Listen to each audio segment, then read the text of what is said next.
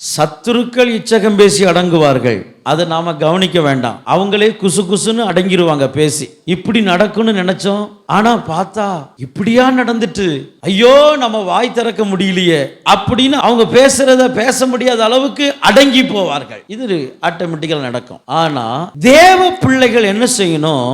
அவர்கள் ஏற்படுத்தி வைத்த சில மேடுகள் இருக்கு. அந்த மேடுகளை நாம என்ன செய்யணும்? மிதிக்கணும். ஏற்கனவே ஜெபத்துல சொன்ன அந்த மேடுகளை மிதிக்க ஆரம்பித்தீங்க, தளர்ந்து போயிட்டீங்க, சோர்ந்து போயிட்டீங்க, பின்மாறி போயிட்டீங்க, விசுவாசத்தை இழந்து போயிட்டீங்க, புதிதான ஒரு தேவ சித்தத்தை கண்டுபிடிச்சுக்கிட்டீங்க. சொல்றது புரிஞ்சா உங்களுக்கு? நம்மளால முடியலன்னு சொன்ன உடனே என்ன ஆயிட்டீங்க? தேவ சித்தம் போல நான் நல்லா ஜெபம் பண்ணி பார்த்தேன், ஒன்னும் நடக்கல, இதுதான் தேவ சித்தம் அப்படின்னு நாம மைண்ட என்ன செஞ்சுக்கிட்டோம்?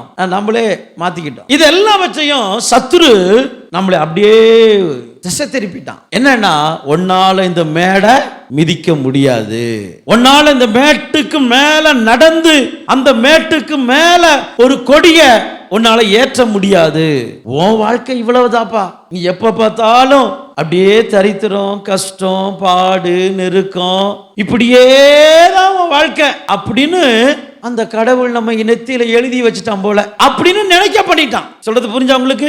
அப்படின்னு உங்க சிந்தையில உருவாக்கிட்டான், எண்ணத்தை உருவாக்கிட்டான். அதுக்கு தக்கவாறு சில வசனத்தெல்லாம் உங்களுக்கு காட்டி கொடுத்துட்டான். நீங்களும் நினைச்சிட்டீங்க இதுதான் தேவ வெளிப்பாடு. இல்ல, நீங்க உங்களை கொண்டு ஆண்டவர் அந்த மேடை மிதிக்க பண்ண போறார். சத்துரு ஏற்படுத்தி வைத்த மேடு. உங்க பக்கத்து வீட்டுல சொக்காரன் குடும்பத்தார் அவங்க செஞ்ச புண்ணியம், அவங்க செஞ்ச நல்ல காரியம், அந்த நல்ல காரியத்தில் ஏற்படுத்தி வச்ச மேடு.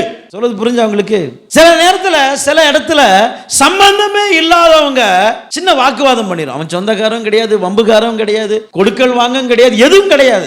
ஏதோ ஒரு இடத்துல பேசும் பொழுது ஒரு சின்ன வாய் தர்க்கம் வந்துட்டு உடனே அவன் நமக்கு விரோதமா ஏற்படுத்தி வச்ச மேடு. சொல்றது புரிஞ்சா உங்களுக்கு? இந்த மேடை உங்க காலுனாலேயே ஆண்டவர் மிதிக்க பண்ண போறாரு.